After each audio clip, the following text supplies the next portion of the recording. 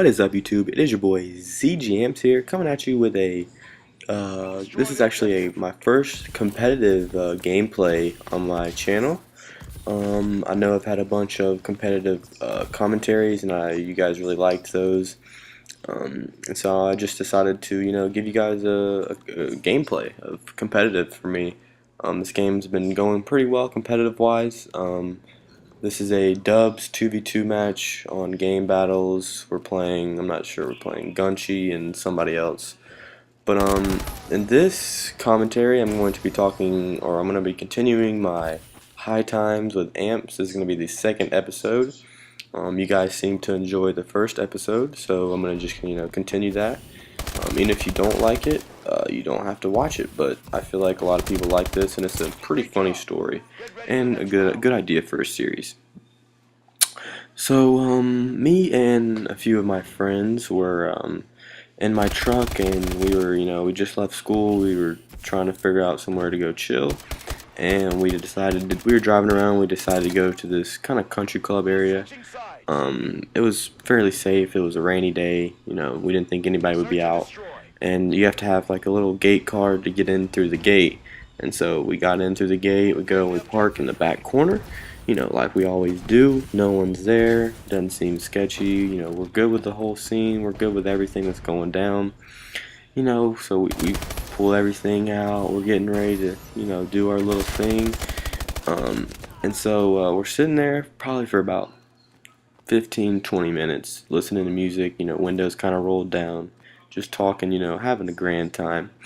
And all of a sudden, to our left, this car pulls in. Alright, we're not thinking anything of it. It's just a regular old car. And the closer the car gets, we see that he's, turning towards us and towards, our parking lot. And so we roll the windows up. We're just chilling. We stop what we're doing. Not doing any harm or anything. And it turns out this guy comes up and pulls to where he was blocking me in. So like I was in a corner spot, so he pulled like behind my truck, so like there was no way I could like get out.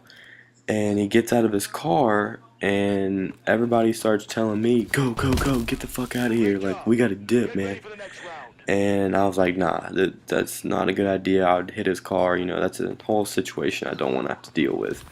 So this guy gets out of his car, and he is wearing kind of like a security guard type of ordeal. Nothing fancy, nothing like the police or anything.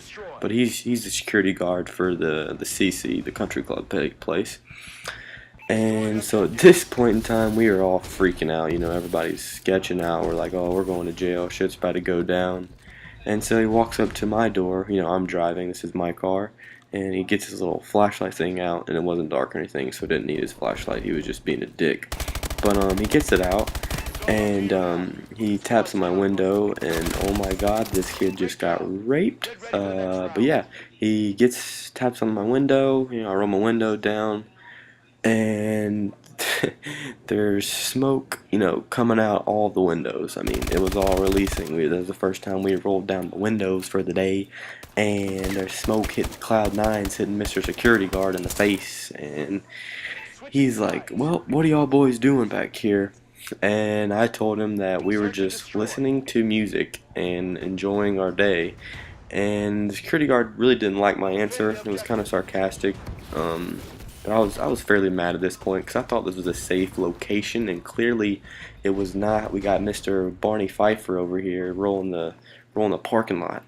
And so he asked us for our country club card. That's like, you have to have that card to get into the gate and to even like be in the facility. So my friend, he's sitting in the passenger side. He's the only one that's an actual member. So he's going through his wallet, kind of nervous. He gets out his card, and he begins to hand it to the security guard. While he's handing it to the security guard, his hands were trembling, shaking, every descriptive word you could think of. I mean, he was so nervous, And the security guard asks him, he goes, why is your hand shaking? And he goes, well, it's not, sir. I don't know what you're seeing. Like, very just smart aleck. And if you knew this kid, you would know the way he would say it, because he's a smart ass to a lot of people. And so he looks at it, he scans it, he does all this stupid shit with it that means absolutely nothing, because all the card means is you're a member, so like there was not much he could do with it. But he asked us, what we were doing, who our parents were, that kind of stuff. And sitting in the little cup holder was a grinder. That's what you use to grind it up.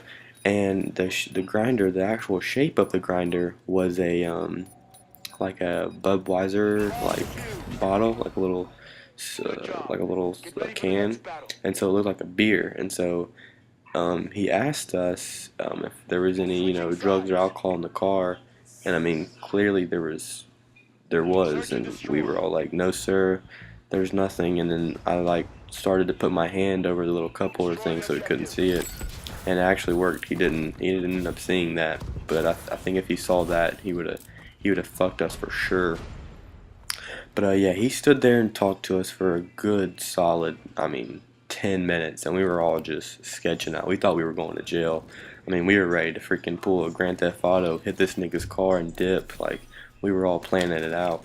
But luckily, this guy was having a good day, or he wasn't feeling like calling the cops or anything, because he could have potentially called the cops and probably sent us to jail. That would have been not a good thing. Parents wouldn't have been too happy about that. But I'll never forget that moment. Probably one of the most scariest moments I've ever been in my high school life. I'm still in high school, so we never know. But definitely one of the craziest moments I've ever been a part of. And so basically, he did call the parents of the guy that was a member, and I don't think his parents answered, but he did leave him a voicemail or whatever. But so he walks back to get in his car, right, and he tells us that we need to leave. And so we were all good for that. We weren't getting in trouble. We were happy at this time. But what we had forgotten was when we were sitting there, before we did anything, we had like snacks. So we had like Snickers and like chips and all that kind of stuff. And the person sitting in the back, I forgot to tell you this part. The person sitting in the back thought it would be a good idea to just throw the trash out the window right beside the car. Just litter, no big deal. Nothing too big or anything. And we've totally had forgotten about, there was a bunch of trash. We had eaten like 3 or 4 bags of chips. There was all types of things sitting beside my car. And so, we go to back out, and he's watching us, and he watches us, and there's all that trash sitting beside my car. And he starts shaking his head, waving us down again. I have to roll my window down, and he goes, "Are you guys really gonna litter that?" And we were like, "Oh, sorry, no sir, we didn't, even think about it." And so he made us get out there, clean it all up, throw in the trash, whatnot. And then so we get back in my car, and we start driving off. We're thinking we're being followed. We're thinking this guy called the cops, and they're headed their way. So I'm pulling a freaking Jeff Gordon. I'm whipping it out of there. I have a big truck, so it goes fast, but it's not meant to cut corners and that kind of stuff. And so on my way out, we're sitting at the gate, and he pulls up behind us, and we're like, "Yo, is this guy really gonna follow us right now?" And so we pull out. I'm turning down random streets, literally random streets, and he just begins to start following us.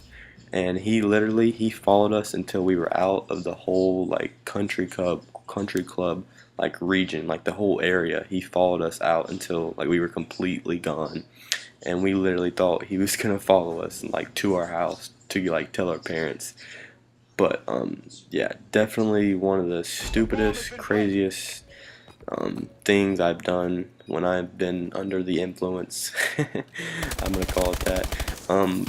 Yeah, we are very lucky that we get out of that situation. Definitely do not want that to happen again. I thought we were good with the whole situation, but clearly we were not. Shouldn't have listened to him. I knew it was a bad idea in the first place, but hey, everybody makes mistakes. And we got very lucky that day. I don't know. We had freaking karma was on our side that day, because he could have easily sent our asses all to jail, booked us that night. That would have been awful. But yeah, that's gonna conclude my second episode of High Times with Ampz. I hope you guys really enjoyed this story. I hope you guys really like this episode, and if you guys have any potentially new ideas for any episodes that I could do, anything you would like to see on my channel, any gameplays, any type of content, the whole 9 yards. And I think actually in this gameplay I think we almost choked. We're up like 5-1, maybe 5-2, and I think, wait, I'm not sure. I think I had to get a two-piece, maybe right here. I'm not sure. This guy might get a hit marker. Nah, he killed me. Never mind, we're going to another round. But we almost choked this shit. And I feel like I'm watching my freaking Black Ops 2 S&D game battles matches, because my team in S&D and Black Ops 2, we choked so much. I mean, we'd be up 5-1 on kids and just lose 6-5. It was awful. I was getting nervous, very nervous in this game, because I thought we were about to freaking throw back and get freaking clutched on, getting clutched up. And it's 5-4 right now. I think it was 5-2, and they started coming back on us. And I think this round I was like, all right, you know what? We're sticking together. We're not getting picked off, because that's the best setup for dubs. It's just stay together, because you can trade off those kills very easily. And I think my partner, yeah, he dies right here, and I think I may get the clutch, or maybe not. I think it might go to 5-5. But this kid almost turned on me. Thank God I was host in this game, or he would have definitely killed me. But yeah, I really like 2v2s. They're a lot of fun. We've gotten pretty good at them. I think our team is 6-1 right now.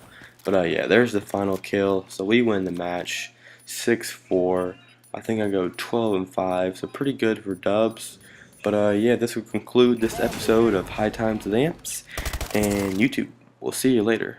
Peace.